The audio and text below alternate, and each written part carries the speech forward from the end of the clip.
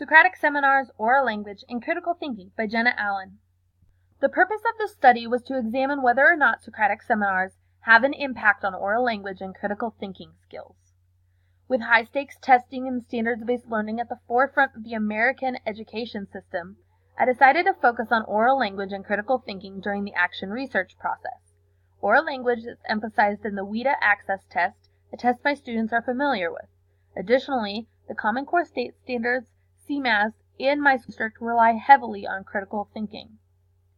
In addition to my initial reasoning, I was able to find a multitude of studies that discuss Socratic seminars, stating such seminars can lead to greater interest in learning and an appreciation for the power of knowledge.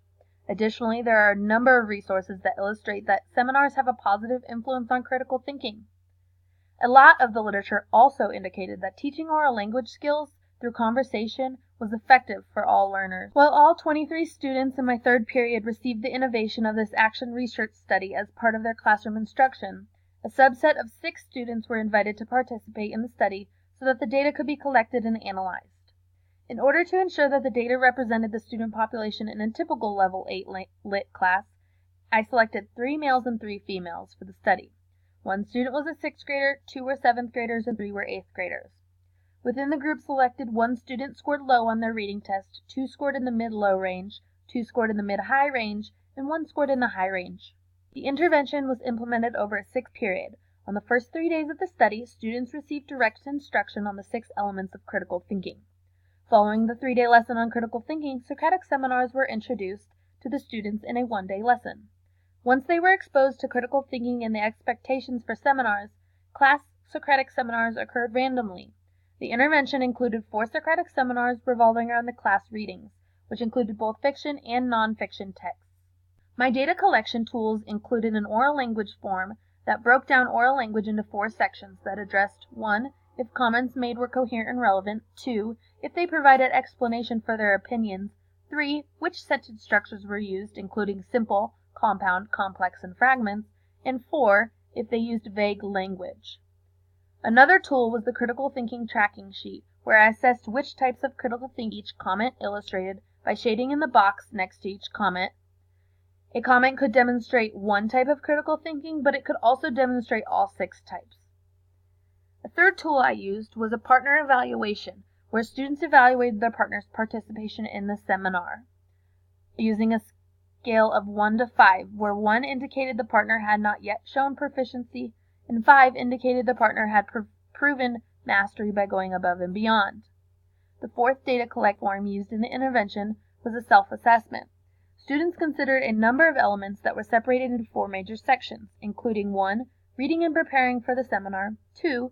Listening during the seminar, 3. Speaking during the seminar, and 4. Interacting with others during the seminar. Each element was assessed on the district grading scale, where 1 is the lowest score possible and 3 is proficient.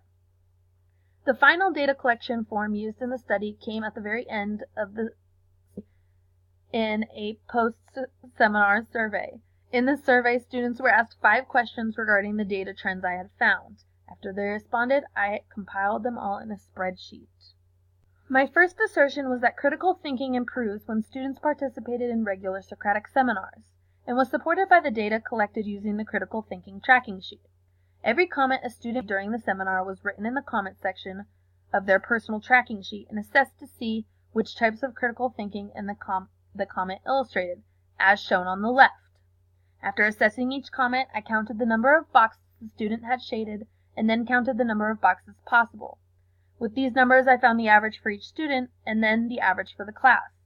While individually students fluctuated in their critical thinking scores from seminar to seminar, the data illustrated that, as a whole, the class made gains from one Socratic seminar to the next. The figure illustrated the class average for critical thinking and illuminates the gains from the beginning to the end of the study. Additionally, qualitative data supported this assertion. Student 4 wrote after Seminar 1, "I need to talk more." But by Seminar 2, she noted, "I paid attention to what people were saying so I could add on to the conversation. I asked 3 questions so that the conversation kept running," illustrating that she recognized a shift in her own behavior and the quality of her role in the conversation. Asking questions and pushing the conversation further shows that she was thinking critically about the topic being discussed. My second assertion was that Socratic seminars promote the oral explanation of one's thoughts, which was supported by the oral language tally sheet. One section of the tally sheet focused on each time a student explained themselves without prompt. After the seminar, I counted how many times the class as a whole explained their opinions during the conversation. The increase in explanations is shown in the figure.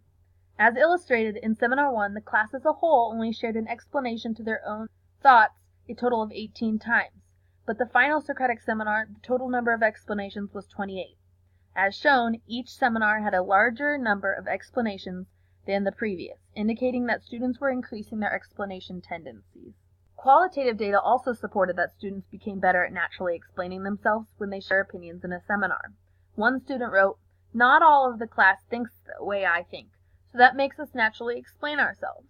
The shift in the strategy to speak and add their reasoning to help others understand them proves that Socratic seminars guided students towards naturally explaining themselves when speaking."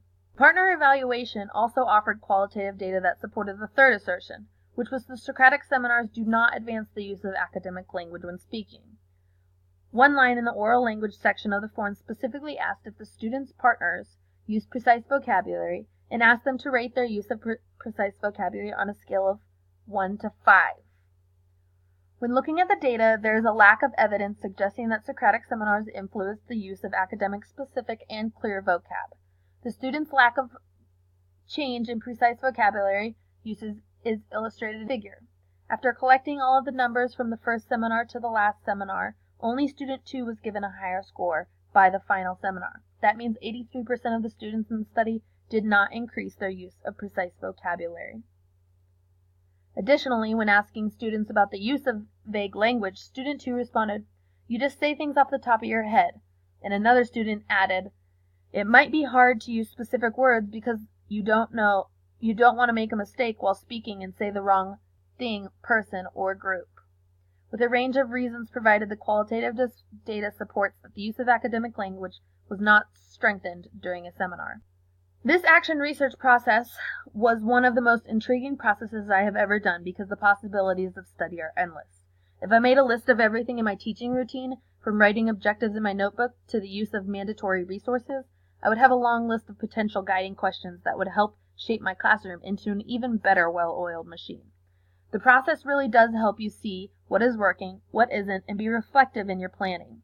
For my teaching practice as a whole, the action research process really helped me understand the importance of and value of triangulation. As a teacher, I'm always looking for new materials and programs. I am always assessing those that we already have implemented in the school. I could easily prove to anyone if something is effective or not simply by triangulating. In addition to triangulation, this study has really made me aware of how I select activities that match the standards I am teaching. I would start by saying it would be most beneficial to use all your students, or at least include a sample size of about 20. Be aware of any variables when picking your participants. For example, you probably don't want to pick a truant student. Another suggestion is to ask questions that actually matter to you. I love seminars and really wanted to address critical thinking because it's a huge focus of mine when teaching. Had I gone with something generic, I can't say that I would have found much value in this study. The last suggestion I have is to make sure your collection tools and strategies are logical and easy. If they aren't, you will struggle to use them. If I had to do this again, or any other teacher wanted to do a similar action research project, there would need to be a few adjustments made. The first thing I would say is there is no need to give direct instruction on the types of critical thinking.